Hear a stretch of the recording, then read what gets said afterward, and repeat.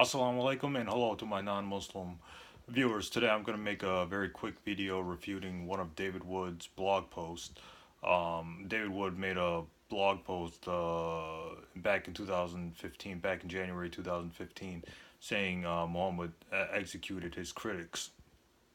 The source he cites for that story is Ibn Ishaq, which is this book.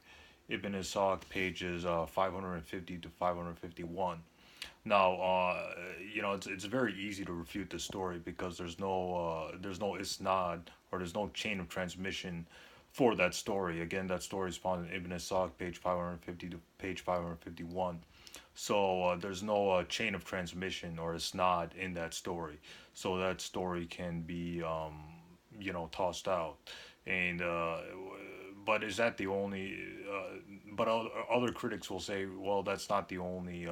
This book Ibn Ishaq is not the only source that talks about Muhammad refuting or executing his critics. The story is also found in Ibn Sa'd and Al-Tabari. I looked into those narrations, and I'll be posting the exact references down below in the description. I looked into those references, Ibn Sa'd and Al-Tabari, of Prophet Muhammad executing the Meccan 10, or 10 people when he conquered Mecca. When he conquered Mecca, it was a peaceful conquest. It was a peaceful conquest, but critics say, well, even though it was a peaceful conquest, Prophet Muhammad, ordered 10 people to be killed. And I looked into those narrations, and I found that in the chain of transmission, there's al-Waqidi in the isnad, or the chain of transmission. There's al-Waqidi as narrator, found in the Ibn Sa'd quote and the Al-Tabari quote. What that means is al-Waqidi was a known liar, was a known fabricator of hadith, or a known liar. So those narrations are false because not only do they come from weak sources. Al-Tabari and Ibn Sa'd are weak sources, but in the chain of transmission, or the isnad, there is a known fabricator or known liar, and that liar is al-Waqidi.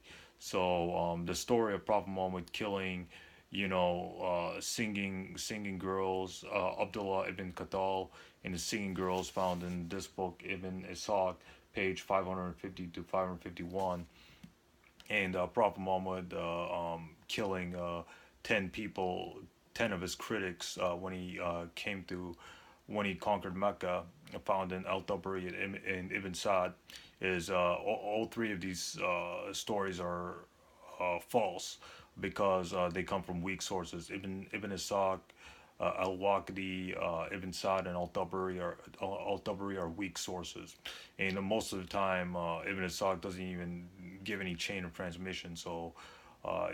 There's several isnadless or chainless stories that found in Ibn Ishaq's work, and there's several.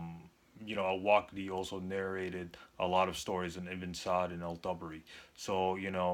We have to bear in mind that people would make up these stories, these so-called killing stories and stuff like that, during the time of the Prophet and after the time, in order to give the Prophet of Islam a bad light. So people would make up these stories after the Prophet's death and stuff like that. And these early these early biographers like Ibn Ishaq, Al-Waqidi, Ibn Sa'd, and Al-Tabari, they would collect these fabricated or weak stories and put them into their collection. Al-Waqidi, however, was a known liar. He would like make up stuff, and Ibn Sa'd and Al-Tabari would incorporate his fabricated material into their books. But Al-Waqidi's been condemned by various scholars like Imam Ahmad ibn Hanbal, al-Dahabi,